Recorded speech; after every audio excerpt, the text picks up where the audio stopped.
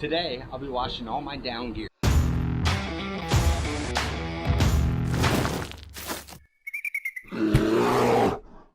Alright guys, today I'm going to be washing all my down gear. That includes my Enlightened Equipment 20-degree down quilt that I used on my Appalachian Trail 2018 through hike. It also includes my Costco down quilt, which is my summer quilt, my Patagonia ultralight down jacket, and my down beanie. The ideal way that I've found to wash my down gear is to actually do it by hand in a bathtub. But I live in Hawaii and all I have is an outdoor shower. So that whole hand washing thing isn't really an option for me unless I go out and buy a kiddie pool, which I'm not going to do. So I'm choosing to use a front loading machine. I'm using the delicate mode. These are fairly new washers and it's a really good laundromat, so I'm trusting that it's not going to destroy all my expensive down gear. But I have faith and everything should turn out okay. The hardest thing about washing down gear is drying it. It's a very time-consuming process and it's going to involve a lot of air fluffing in dryers, hanging it on a wall in the sun, throwing it back in, air fluffing it with dryers. It's going to take several hours just to dry all this gear out, but I'll show you how I do it as I go along. Now I pulled this stuff out of storage probably like a week ago and I did not like the smell of it. I mean, it wasn't horrible, but since I'm going to be using this on the PCT, I figured I may as well go ahead and wash it all. And I'm going to be separating this into two loads. One machine's going to have just my Enlightened Equipment blanket. The other machine is going to have my beanie, my Patagonia jacket, and my Costco down quilt. Next step, detergent.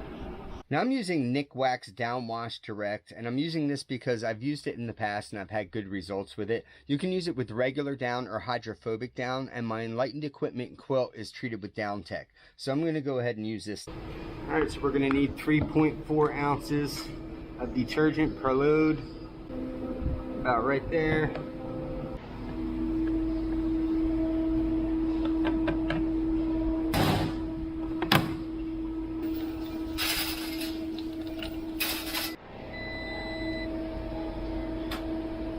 So after I pull my stuff out of the washing machine, I like to press it in between two towels to remove any excess water that's left over from the spin cycle. After I press it between the two towels, I throw it in the dryer with 3 tennis balls, and that helps to bring back the loft and the down.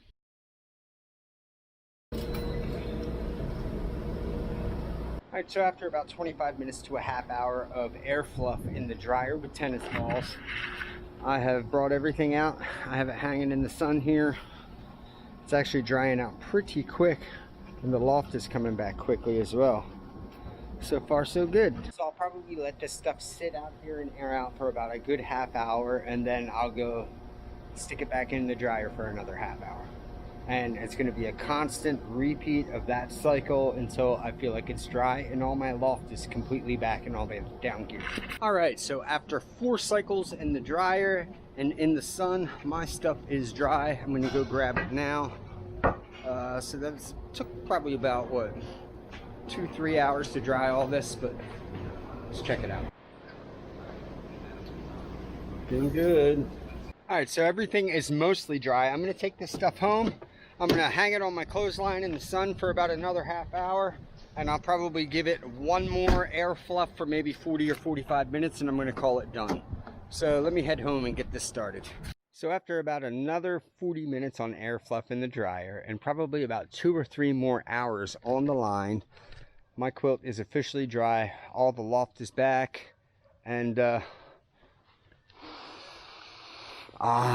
smells good now.